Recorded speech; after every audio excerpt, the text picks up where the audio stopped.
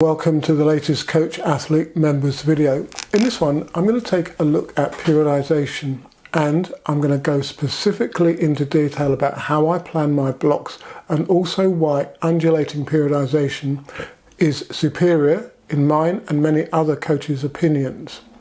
Now, I have covered this in the past on the channel, but it's something that keeps coming up. So I'm going to go over it again, and I'm also going to look, as I've said, at the phasing of my training blocks.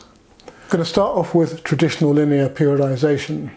Now, this is a concept that many of you guys often use, and I've heard it said by people that get in contact with me that linear periodisation is easier to utilise. That's because you start from a big base and of more general preparation training and go more specific as you get towards the competition phases. This type of training originated in the former Soviet Union. However, in the last 5 to 10 years, it's been very much eschewed by the world's elite coaches. And there's a lot of research that actually indicates that it doesn't work. So Derek Everly, who's one of the foremost coaches, track and field coaches, has said that traditional stage methodologies are not ideal, especially for speed and power events. Why go back each year and train as if you are out of shape when 2 or 3 weeks before you were in the shape of your life?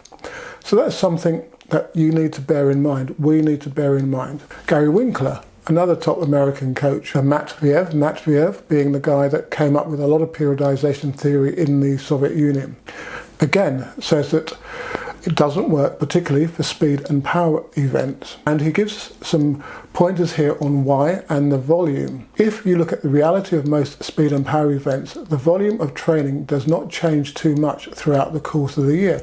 Hold that thought, because when you look at, or when rather we look at my training, you'll see that the volume doesn't change that much. The intensity is what varies. If you are training speed and power, you need to be training qualitative movements, technique. And if you are training qualitative movements, there has to be an element of speed in the movement all the time. Again, hold that thought, crucial. So we're not doing a big general preparation phase of generalist exercises. Rather, we're focusing on that qualitative movement and fast movements, as you've probably seen on my main channel with the type of work that we're doing at the moment. Training transfer is obviously something else that's crucial to getting your training planning right, making sure that the exercises that you give actually have an effect on your athletes.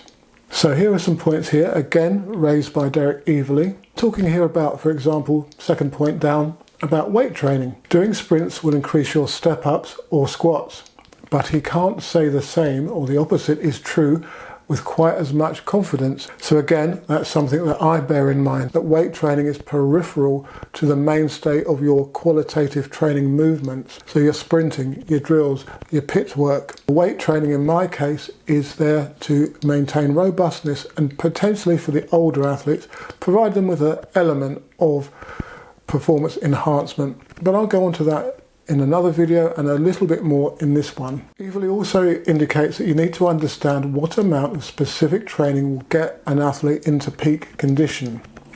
For example, his sprinters, he's worked out, will get into a peak speed peak after 36 to 45 specific sessions. So that's something again that we as coaches have to bear in mind. When and what will it take to get our athletes to peak? And again, that's something that is easier with block periodisation, undulating periodisation, i.e. to attain more seasonal peaks. He adds complex methodologies which employ year-round speed work or much harder to employ but pay bigger dividends. And that's because of the transfer, the speed and the qualitative elements. So when we look at my programs, you'll be able to see how that is achieved. I know that's something that many people do find difficult. Dan Paff, of course, one of the world's greatest track and field coaches. Some very important points here about programming. Dan says generally programming is too dense. A good program should be able to shrink or expand and still work. The goal of a coach is to see how little your athletes can do and still be great. So basically he's looking at the minimum effective dose to bring about effective training change. We don't do things just to do things. our training is very purposeful and mindful. So going back to ou'll, it's all about making sure that the work is qualitative, that there's a speed emphasis, and you're not doing things for the sake of it. So if you've been regularly following my channel and the coach member videos, you'll know that I use undulating periodisation methodologies, where you always keep close to optimum performance, as the red line in this presentation indicates. Now, I've given as an example how I start the training year as an exemplar, as there are a lot of videos on the main channel at the moment about the type of training that I'm doing. And as you can see, I've made sure that what I'm doing is specific, that I'm analysing the needs of my athletes, that I'm starting and finishing with speed, power and technique, and I'm not falling into the volume trap. Of course, at the beginning of the training year, there may be a need to do a little bit more volume to build up specific jump and sprint fitness, but it's nowhere near like the traditional means whereby you might be doing tempo running, lots of circuit training, for example. What I'm doing is very specific preparation, and you're seeing some of the drills and activities that we do at the moment. Now, I play all the parts of the long jump, triple jump, sprint, jigsaw puzzle closely all the time so that they can easily be put together. So the takeoff power, hip swing drills, drop jumps, run-ups, takeoffs, accelerations, heel recovery work, eccentric drills, etc., etc.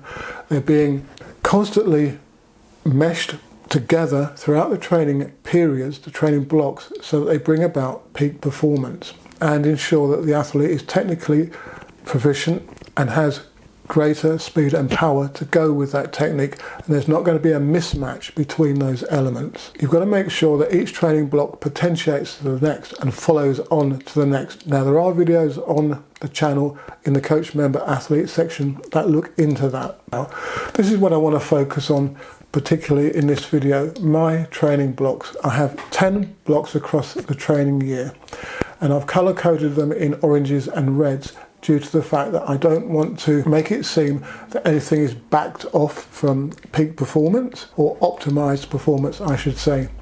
So by color coding in hot colors, usually used for the goals at the end of a linear periodization program, you can see that I'm trying to keep everything turned up at a high intensity. So I use 10 blocks across the training year. Each lasts 4 to 5 weeks for simplicity.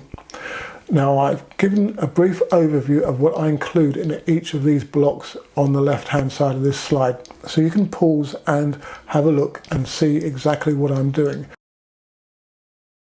I put for specific preparation phase 1 in October, eccentric focus, so that's the downhill steps, the downhill sprints, and also doing bar drills, resisted work, and hills and drills. More on the sequencing of blocks. So what I'm trying to do, as I'm indicating, is constantly elevate the potential, the performance potential of the sprinters and jumpers across these 10 blocks. So block 5, the first peak, is the indoor season.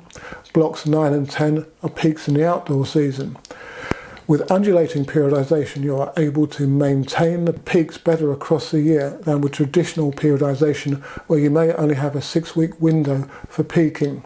By just moving forwards and backwards as you undulate your training across these phases, you're providing the jumper sprinter with a sound basis upon which to maintain high level performance across the training year in those 3 competitive phases. Here's one of my blocks in detail. Now, I've done this, covered this in other coach athlete videos, so do take a look back at those, but suffice to say that this block utilizes the drills and units of drills that rotate across the training phases, and the intensity and the volume of those drills alters from block to block, so that we speed things up, but we're always working from a high level of speed in the first place, if that makes sense. I've included some of my weight training sessions here because that's something that I haven't covered in so much detail in the coach athlete member section, but do take a look at this particular session to see the type of work that we are doing. As I said earlier, it's more complementary. It's a way of creating robustness, and in the case of this particular session, potentially increasing performance. I have to say that all my S&C sessions, my weight training sessions, are complex ones in that they involve plyometrics, even sled pulls, for example, with weights. Capitalising on potentiation is very crucial if you want to maximise the returns from your athlete's training. Some of my other S&C sessions, they're colour coded, and if you go back to the training block, you'll see that the colours are on that training program to indicate which particular type of session we do. I did evolve my training sessions, my S&C sessions this year, so I will go through that or through those again in another video. Preconditioning has to be a constant inclusion in your training blocks, no matter if you're in peak season or the start of the training year. So we're always doing exercises to maintain robustness, strengthen the Achilles tendons, eccentric calf lowering, balance work, and through other drills on screen at the moment.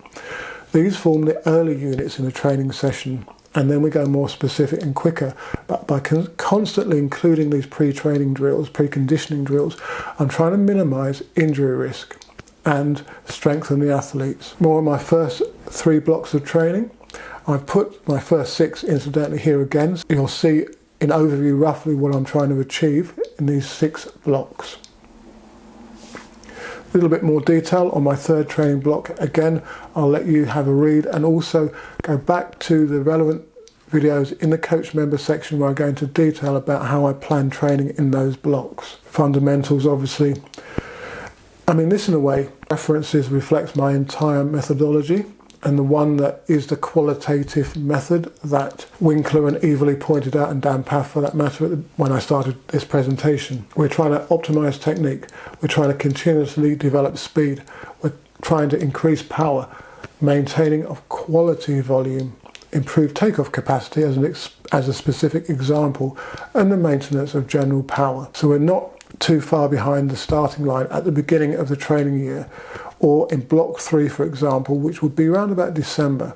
So we're always progressing the key elements of long and triple jump training and sprint training that matter. More on the potentiation that I've talked about previously, selecting activities that work together to increase the neural response, fast twitch muscle fiber recruitment, motor unit recruitment of your athletes. So hopefully in this overview of how I plan training and why you should use an undulating periodization block methodology, you've got an understanding as to how it works and how the units work together across the blocks to phase the training ever increasingly upwards towards peak performance across 3 competitive phases. Unlike a linear model, where, as I've said, you may only get a 6-week peak period window, by the undulating block methodology, you have a great chance of being able to maintain peak performance all year round. Well, when it matters in the competition phases. And you're going to technically constantly be looking at improving your athletes and marrying the speed and power gains to their technique. If you have any specific questions on the subject matter of this particular video or any other ones in the Coach Athlete series, then do drop me an email. And many thanks for your continued support.